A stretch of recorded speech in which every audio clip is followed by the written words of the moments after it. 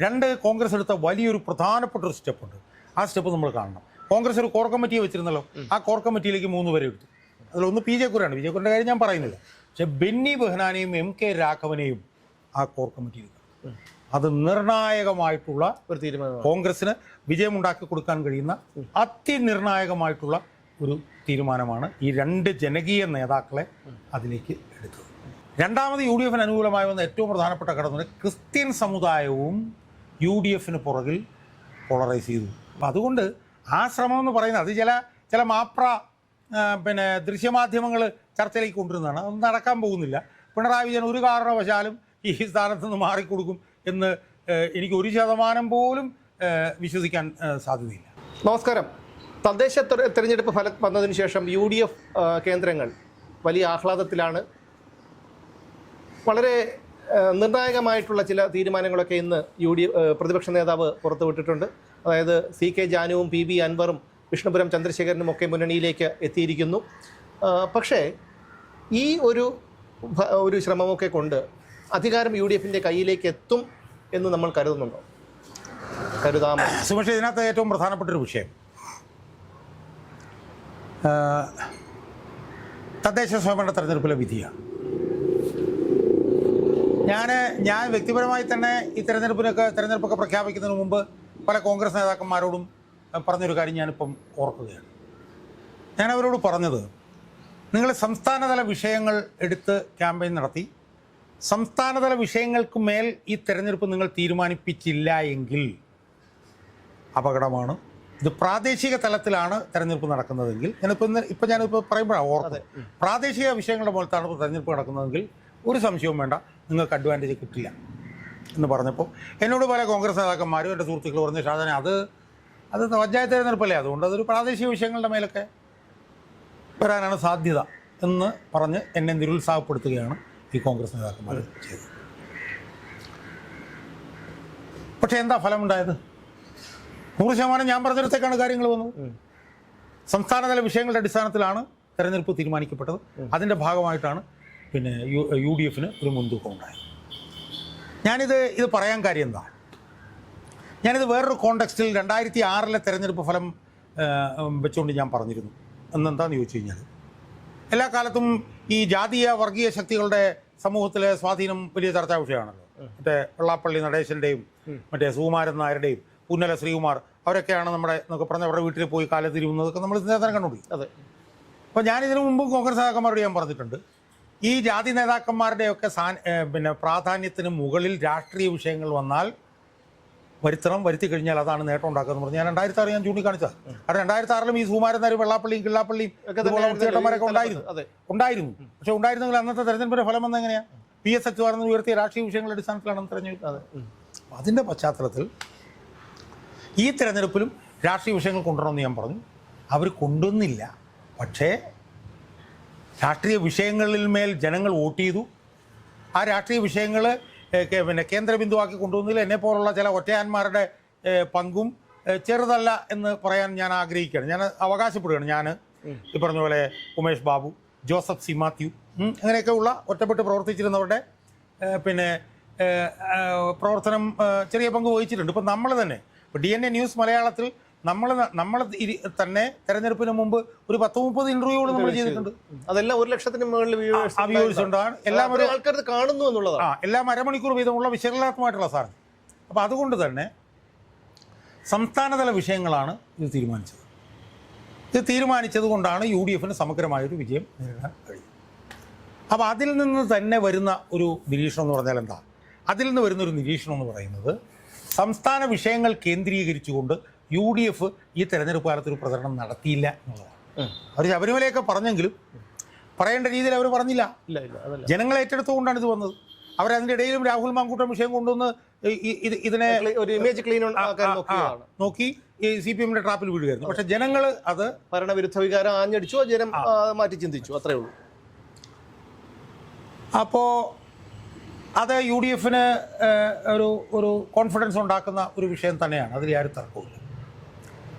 എന്ന് മാത്രമല്ല, UDF ആത്മധൈര്യം നൽകുന്ന വേറൊരു സംഭവം കൂടെ ഇവിടെ നടത്തുന്നുണ്ട്. മതപരമായിട്ടുള്ളൊരു ധ്രുവീകരണം അതുകൊണ്ട് നമ്മൾ കാണണം. അതെന്താണെന്ന് ചോദിച്ചാൽ, മുസ്ലിം സമുദായം 100% യു ഡി എഫിനൊപ്പം നിന്നു. അത് വടക്കും തെക്കും. അതിൽ നമ്മൾ പ്രധാനമായും ആ വെള്ളാപ്പള്ളി എന്ന് പറഞ്ഞ ആ വയോവൃദ്ധനോട് നമ്മൾ നന്ദി പറയണം. കാരണം അയാളുടെ ഈ വിഷനാവ് കൊണ്ടിട്ടാണ് ഈ മുസ്ലിങ്ങളെല്ലാം അവിടെ യോജിച്ചത്. കാരണം വാതുറന്ന മുസ്ലിങ്ങളെ ചീത്ത വിളിക്കുകയുള്ളായിരുന്നു, പറ്റുമ്പോൾ ക്രിസ്ത്യാനികൾ. അല്ല, അത് മാത്രമല്ല, വെള്ളാപ്പള്ളിയോട് യോജിക്കുന്ന ഈഴവരിൽ വലിയൊരു വിഭാഗം വെള്ളാപ്പള്ളിയോട് യോജിക്കുന്നില്ല. വെള്ളാപ്പള്ളി വോട്ട് ചെയ്യണം എന്ന് പറഞ്ഞത് കൊണ്ട് വോട്ട് ചെയ്യാത്ത ഈഴവരല്ല. ഞാൻ ഈഴവരിലേക്ക് ഞാൻ വരാം. ഞാൻ മുസ്ലിങ്ങളുടെ കാര്യമാണ്. മുസ്ലിങ്ങൾ ഒരുമിച്ചു. രണ്ടാമത് യു ഡി എഫിന് അനുകൂലമായി വന്ന ഏറ്റവും പ്രധാനപ്പെട്ട ഘടകം ക്രിസ്ത്യൻ സമുദായവും യു ഡി എഫിന് പുറകിൽ പോളറൈസ് ചെയ്തു. ക്രിസ്ത്യൻ സമുദായത്തിലാണ് ഒരു 3-4% ബി ജെ പിയിലേക്ക് പോവുകയും ക്രിസ്ത്യൻ ബെൽറ്റിൽ, അതായത് തൃശ്ശൂർ, എറണാകുളം, ഇടുക്കി, പിന്നെ കോട്ടയം, പത്തനംതിട്ട, അവിടെയൊക്കെ വ്യാപകമായി ബി ജെ പി ക്രിസ്ത്യൻ സ്ഥാനാർത്ഥികളെ ഫീൽഡ് ചെയ്തിരുന്നു. പക്ഷേ ബി ജെ പി സംബന്ധിച്ചിടത്തോളം നിർഭാഗ്യവശാൽ എല്ലാവരും തോറ്റു തുന്നമ്പാടി. ക്രിസ്ത്യാനികളും യു ഡി എഫിലേക്ക് ചാഞ്ഞു. പിന്നെ ഉള്ളത് ഹിന്ദുക്കളാണ്. ആ ഹിന്ദുക്കളിൽ പ്രതീക്ഷ അർപ്പിച്ചുകൊണ്ടാണ് ബി ജെ പി നിന്നത്. കാരണം അവർക്ക് 2014 19% ഉണ്ടായിരുന്നു. അത് 25% ആക്കാം, 10,000 വാർഡെന്നൊക്കെ പറഞ്ഞവർ നിന്നു. പക്ഷേ സംഭവിച്ചെന്താ, ഹിന്ദുക്കളുടെ വോട്ട്, അല്ലെ, ഈ സി പി എമ്മിൻ്റെ പുറകിൽ നിന്ന ഹിന്ദുക്കളുടെ വോട്ടിലേക്ക് ബി ജെ പിക്ക് കടന്നു കയറാൻ കഴിഞ്ഞില്ല എന്ന് ഞാൻ പറയുന്നില്ല. ഇപ്പം തിരുവനന്തപുരത്തും കൊല്ലത്ത്, കോഴിക്കോട്, കണ്ണൂർ അവർക്കൊക്കെ കടന്നു കയറാൻ കഴിഞ്ഞെങ്കിലും അവരെ ഞെട്ടിച്ചുകൊണ്ട് ഹിന്ദുക്കളിലും ഒരു വലിയ വിഭാഗം യു ഡി എഫിൻ്റെ പുറകിലാണ് നിന്നത്. അതെ, അതാണ് ഈ കൊല്ലത്ത് ഇവിടെ എല്ലാം യു ഡി എഫ്. അപ്പം ഒന്ന്, സംസ്ഥാനതല വിഷയങ്ങൾ വന്നു. 2, ജാതി മതങ്ങളും അവരുടെ പുറകിൽ അണിനിരുന്നു. ഇത് അവരെ സംബന്ധിച്ചിടത്തോളം പോസിറ്റീവാണ്. പിന്നുണ്ടായ ഒരു പോസിറ്റീവ് ഘടകം എന്ന് പറഞ്ഞാൽ എന്താ? കഴിഞ്ഞ കുറച്ച് നാളുകളായി ഈ പ്രതിപക്ഷമൊക്കെ പരമ ബോറായതുകൊണ്ടും ഈ വി ഡി സതീശൻ്റെ പ്രവർത്തനമൊന്നും കാൽക്കാശിന് കൊള്ളുകയില്ലാത്തതുകൊണ്ടും കെ പി സി സി നേതൃത്വം നിർജ്ജീവമായിരുന്നുകൊണ്ടും കോൺഗ്രസിൻ്റെ അടിത്തട്ട് നിർജ്ജീവമായിരുന്നു. ഞാൻ മനസ്സിലാക്കിയ ഒരു 50-60% സ്ഥലത്ത് മാത്രമേ ബൂത്ത് കമ്മിറ്റികളുള്ളൂ ഉണ്ടായിരുന്നില്ല. പക്ഷേ ഈ തദ്ദേശ സ്വയംഭരണ തെരഞ്ഞെടുപ്പ് വന്നുകൂടി അടിത്തട്ട് അങ്ങ് സജീവമായി. അതെ, അടിത്തട്ടിലുള്ള പ്രവർത്തകരെല്ലാം കർമ്മനിരതരായി. എന്ന് മാത്രമല്ല, അവർക്ക് പോലും പ്രതീക്ഷിക്കാതെ ഒരു വലിയ വിജയം അവർക്ക് വീണ് കിട്ടിയപ്പോൾ അവർക്ക് ഭയങ്കര ഒരു മൊറാൽ. അപ്പോൾ ഇതിൻ്റെയൊക്കെ പശ്ചാത്തലത്തിൽ നമ്മൾ നോക്കിയാൽ യു ഡി എഫിന് സാമാന്യം നല്ലൊരു സാധ്യത അടുത്ത തെരഞ്ഞെടുപ്പിൽ ഞാൻ കാണുന്നുണ്ട്. അത് കുറേയൊക്കെ യു ഡി എഫ് അല്ലെങ്കിൽ കോൺഗ്രസ് മനസ്സിലാക്കി തുടങ്ങി എന്നതിൻ്റെയും ചില സൂചനകളുണ്ട്. അതിലൊന്നാണ് ഇപ്പം നമുക്കറിയാലോ, പി വി അൻവർ പിന്നെ നിലമ്പൂർ തെരഞ്ഞെടുപ്പിൻ്റെ സമയത്ത് വന്നപ്പോഴത്തേക്കാളെ പല്ലുനഖം ഉപയോഗിച്ച് എതിർത്ത അതേ വി ഡി സതീശൻ തന്നെ ശരത്തിൽ വിഴുങ്ങിക്കൊണ്ട് ഇപ്പം അയാൾ അംഗീകരിച്ചിരിക്കുന്നു. ഈ പഞ്ചായത്ത് തെരഞ്ഞെടുപ്പിൽ അയാൾ വലിയ നേട്ടമൊന്നും യഥാർത്ഥത്തിൽ ഉണ്ടാക്കിയില്ല. മലപ്പുറത്ത് ഇല്ല, ഏതോ ഒരു സ്ഥലത്ത് 7 വോട്ടുകൾ മാത്രമാണ് അൻവറിന്റെ സ്ഥാനം, എന്നിട്ട് പോലും അയാളെ കൊണ്ടുവന്നിരിക്കുന്നു. അപ്പോൾ അതുകൊണ്ട് തന്നെ കോൺഗ്രസ്സിന് ഇനി പഴ പോലെ ബലം പിടിച്ച് നിന്നാൽ പറ്റില്ല എന്ന് മനസ്സിലായി. 2, കോൺഗ്രസ് എടുത്ത വലിയൊരു പ്രധാനപ്പെട്ട ഒരു സ്റ്റെപ്പുണ്ട്. ആ സ്റ്റെപ്പ് നമ്മൾ കാണണം. കോൺഗ്രസ് ഒരു കോർ കമ്മിറ്റിയെ വെച്ചിരുന്നല്ലോ. ആ കോർ കമ്മിറ്റിയിലേക്ക് 3 പേരെ എടുത്തു. അതിലൊന്ന് പി ജെ കുര്യനാണ്. പി ജെ കുര്യൻ്റെ കാര്യം ഞാൻ പറയുന്നില്ല.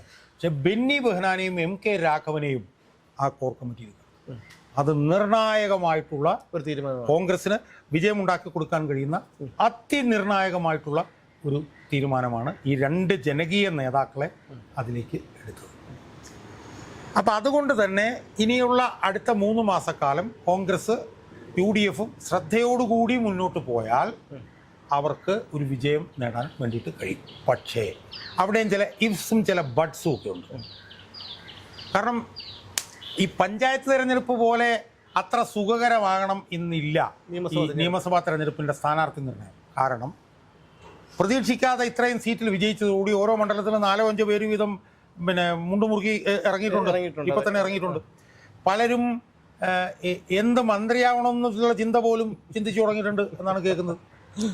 പല എം പിമാരും മത്സരിക്കാനുള്ള ആഗ്രഹം മനസ്സിൽ മറ്റവനൊക്കെ ഉണ്ടല്ലോ, എന്താണ് മറ്റേ അടൂർ പ്രകാശൊക്കെ ഇപ്പം തന്നെ മത്സരിക്കുന്നതിനെ കുറിച്ചിട്ട് ഇതിനുള്ളിൽ തന്നെ പറഞ്ഞിട്ടുണ്ട്. പലർക്കും വേറെ പല എം പിമാർക്കും ഒക്കെ മത്സരിക്കാൻ ആഗ്രഹം, താല്പര്യമുണ്ട്. പിന്നെ ഈ പറയുന്നത് പോലെ വി ഡി സതീശനാണ് മുഖ്യമന്ത്രി സ്ഥാനാർത്ഥിയാക്കി പ്രഖ്യാപിക്കുന്നതെങ്കിൽ പിന്നെ ഈ പറഞ്ഞ പോലെ നമ്മൾ വലിയ പ്രതീക്ഷ വേണ്ട വെച്ചിട്ട് കാര്യം. 3ാം വട്ടം എന്തായാലും പിണറായിക്ക് കിട്ടാനാണ് സാധ്യത. അങ്ങ് ആളുകൾ ചിന്തിക്കേണ്ടി വരും. പിന്നെ ഒരുപാട് അഴിമതിക്കാരൻ്റെ ഇവിടുത്തെ വി എസ് ശിവകുമാർ ഇതുപോലെയുള്ള പല അഴിമതിക്കാർ അതിനകത്ത് കിടപ്പുണ്ട്. അവരെയൊക്കെ എടുത്ത് നിർത്തുക. കുറേ സ്ഥലത്ത് കടൽ കിഴവന്മാരെയും കിഴവിമാരെയും നിർത്തുക. ഈ എബിൻ വർക്കി എന്ന് പറഞ്ഞിട്ട് ആളെ വേണമെങ്കിൽ അയാളെ നിർത്താതെ കേന്ദ്രത്തിലേക്ക് പറഞ്ഞു വിടുക. അതെ, അബിൻ വർക്കിയെ നിർത്താതിരിക്കുക.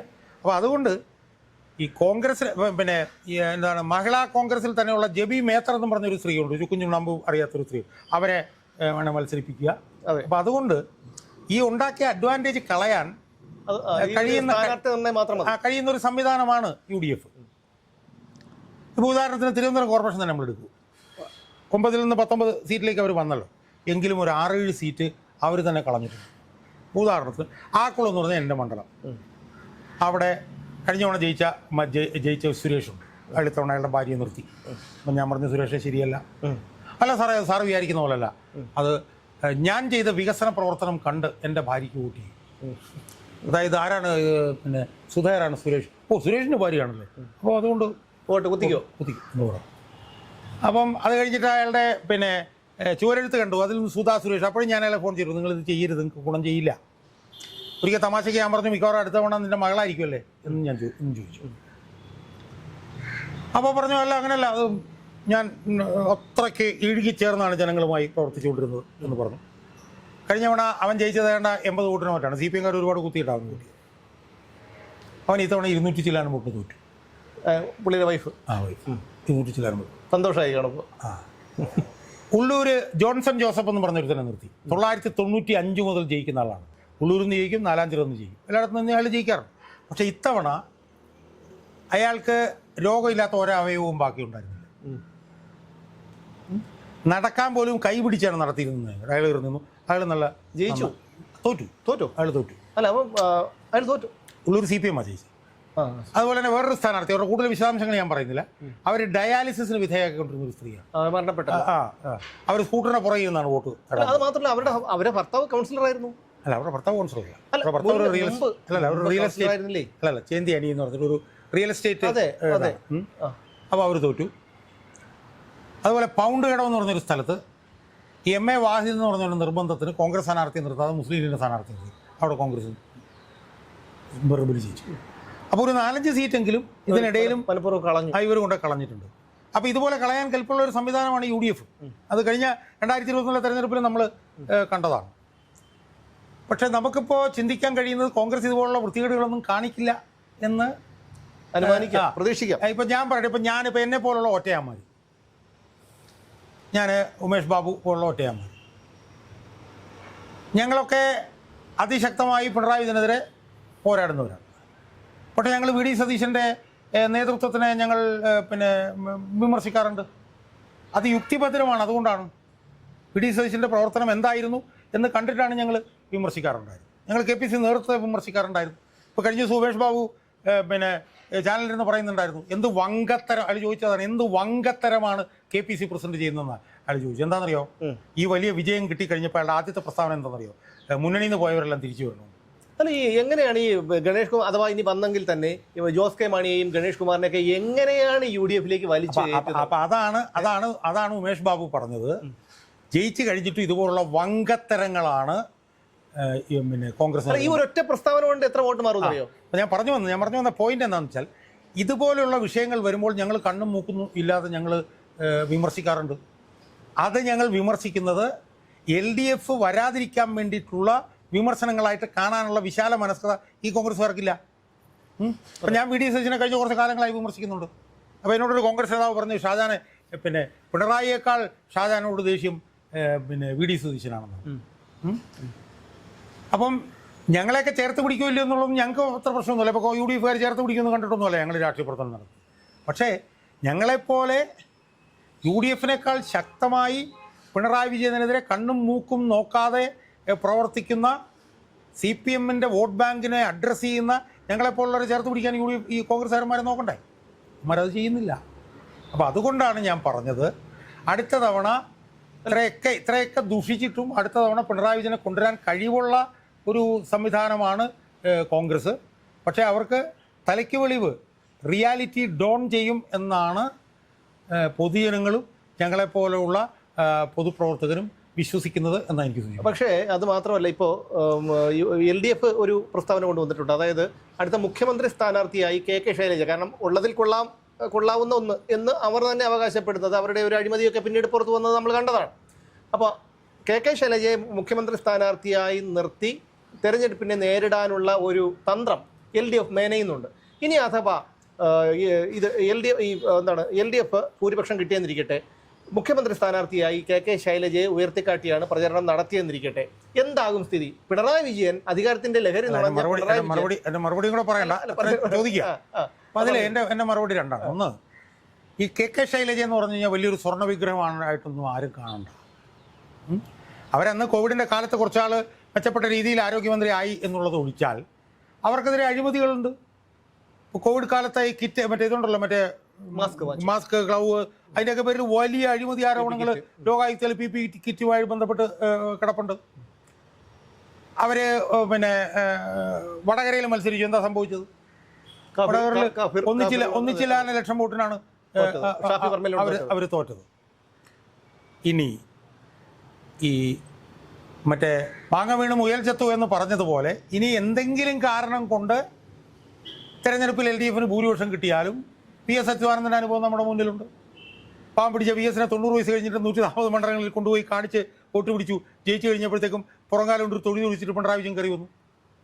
അതുകൊണ്ട് എനിക്ക് തോന്നുന്നു പിണറായി വിജയനെ സംബന്ധിച്ചിടത്തോളം പിണറായി വിജയനെതിരായിട്ടുള്ള വിമർശനങ്ങൾ ശക്തമാകുമെന്ന് കണ്ടുകൊണ്ട് അടുത്ത തവണ അധികാരത്തിലേക്ക് വരാനുള്ള ഒരു കള്ളത്തരത്തിൻ്റെ ഭാഗമായി ഇവരെ പ്രൊജക്റ്റ് ചെയ്യാനുള്ള സാധ്യതയുണ്ട്. ഇവരെ ഇനി പ്രൊജക്റ്റ് ചെയ്ത് ജയിക്കാനുള്ള സാധ്യത 1% പോലും ഇല്ല, അത് വേറെ കാര്യം. ഇനി ഇനി തോറ്റെന്ന് തന്നെ ഇരിക്കട്ടെ, തോറ്റാൽ പോലും എന്താണ് അവരുടെ പേര്, ശൈലജ, അവരെ പ്രതിപക്ഷ നേതാവാക്കും ഞാൻ വിശ്വസിക്കുന്നില്ല. തോറ്റാൽ പോലും ചിലപ്പോൾ പിണറായി വിജയൻ പ്രതിപക്ഷ നേതാവായിട്ട് 6 മാസം കഴിഞ്ഞ് മത്സരിച്ച് ജയിച്ചാൽ പോലും അത്ഭുതപ്പെടാനില്ല എന്ന് എനിക്ക് സൂചിപ്പിക്കണം. അതുകൊണ്ട് ഇനി 3 മാസത്തേക്ക് കൂടെ ഉള്ളൂ. ഈ 3 മാസത്തിനിടയിൽ എത്ര സോപ്പിട്ട് കുളിച്ചാലും, എത്ര മാലാഖമാരെ കൊണ്ടുവന്നാലും, എത്ര വെള്ളരിപ്രാവിനെ കൊണ്ടുവന്ന തെരഞ്ഞെടുപ്പ് നേരിട്ടാലും ജനങ്ങൾ വെച്ച് പൊറുപ്പിക്കില്ല. കാരണം പിണറായി വിജയനോടുള്ള വിരോധം പിണറായി വിജയൻ പോയാൽ ചിലപ്പോൾ കൃത്യം കുറയുമായിരിക്കും. പക്ഷെ അതിനപ്പുറത്ത് വിഷയങ്ങൾ ഇഷ്ടമാതിരി കിടക്കുകയാണ്. ശബരിമല എന്ന് പറയുന്നത് അതിഭീകരമായി കിടക്കുകയാണ്. ശബരിമല വിഷയത്തിൽ കെ ശൈലജയുടെ നിലപാടെന്താ? ഒരു നിലപാടും ഓർക്കില്ല. അപ്പം അതുകൊണ്ട് ആ ശ്രമം എന്ന് പറയുന്നത് അത് ചില ദൃശ്യമാധ്യമങ്ങൾ ചർച്ചയിലേക്ക് കൊണ്ടുവരുന്നതാണ്. അതൊന്നും നടക്കാൻ പോകുന്നില്ല. പിണറായി വിജയൻ ഒരു കാരണവശാലും ഈ സ്ഥാനത്ത് നിന്ന് മാറിക്കൊടുക്കും എന്ന് എനിക്ക് 1% പോലും വിശ്വസിക്കാൻ സാധ്യതയില്ല.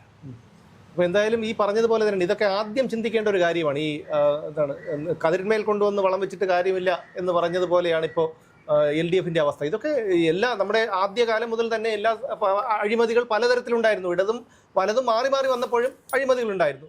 അപ്പോൾ അതിനൊക്കെ ഒരു ലിമിറ്റുണ്ട്. പക്ഷേ ഇതങ്ങനെയല്ല. ഇത് എന്താണ്, കരിമ്പൻ കാട്ടിൽ ആന കയറിയതുപോലെയായിരുന്നു 2016 ശേഷം കേരളം കണ്ടുകൊണ്ടിരുന്നത്. ഇനി ഒരു കാര്യം കൂടി, അതായത് കിട്ടാവുന്നിടത്ത് നിന്നെല്ലാം കടങ്ങൾ വാങ്ങി തിരിച്ചടയ്ക്കാൻ മാത്രമേ ഉള്ളൂ. ജനങ്ങൾക്ക് നികുതികളും പിഴകളും എല്ലാം പരമാവധി വർദ്ധിപ്പിച്ചു. ഇനി അഥവാ UDF അധികാരത്തിൽ വന്നാൽ പോലും അവരെ കാത്തിരിക്കുന്നത് വളരെ വലിയൊരു പ്രതിസന്ധിയാണ്. കാരണം മന്ത്രിസഭ അധികാരം ഏറ്റെടുത്തു കഴിഞ്ഞാൽ പിറ്റേന്ന് തന്നെ ചെങ്കോണകവും കുത്തിക്കൊണ്ട് കമ്മികൾ ഈ സെക്രട്ടേറിയറ്റിന് മുന്നിലിരിക്കും. ഭരിക്കാൻ സമ്മതിക്കില്ല, നാട്ടുകാരെ വഴി നടക്കാൻ സമ്മതിക്കില്ല, വാഹനങ്ങൾ ഓടാൻ സമ്മതിക്കില്ല എന്നുള്ള കാര്യം ഉറപ്പാണ്. കാരണം ഇവർക്ക് ഭരിക്കണമെങ്കിൽ പൊതുഖജനാവ് കാലിയാണ്. കിട്ടാവുന്നിടത്തു നിന്നെല്ലാം കടം വാങ്ങിക്കഴിഞ്ഞു. നമുക്ക് പ്രാവർത്തികമാക്കാൻ പറ്റാത്ത പല വാഗ്ദാനങ്ങളും നൽകിയിട്ടാണ് ഇപ്പോഴിരിക്കുന്നത്. ഇനിയും വാഗ്ദാനങ്ങൾ വരാനിരിക്കുന്നതേ ഉള്ളൂ. തെരഞ്ഞെടുപ്പ് പെരുമാറ്റച്ചട്ടം വരുന്നതിന് മുൻപ് തന്നെ അത്തരത്തിൽ നടപ്പിലാക്കാൻ കഴിയാത്ത തരം വാഗ്ദാനങ്ങളൊക്കെ LDF സർക്കാർ മുന്നോട്ട് വയ്ക്കും. എന്നിട്ട് പറയും, അടുത്ത UDF സർക്കാർ അധികാരത്തിൽ വരുമ്പോൾ പറയും, ഞങ്ങൾ അന്നേ ഇത്രയും വാഗ്ദാനം ചെയ്തതല്ലേ, ഞങ്ങൾ നടപ്പിലാക്കിയതിനെ. ഇത് ഏറ്റുപിടിക്കാൻ കുറേ കമ്മികളും ഉണ്ടാകും. അതുകൊണ്ട് ചിന്താശേഷിയുള്ളവരാണ് കേരളത്തിലെ ജനങ്ങൾ, പ്രബുദ്ധരാണെന്നൊക്കെയാണ് പറയുന്നത്. പക്ഷേ നമ്മുടെ തീരുമാനം, നമ്മുടെ ശരി, അത് ശരിയായി വിനിയോഗിച്ചില്ലെങ്കിൽ വീണ്ടും അടുത്ത 5 കൊല്ലം കൂടി നരകത്തീയിൽ ഉരുകിത്തീരേണ്ടി വരും.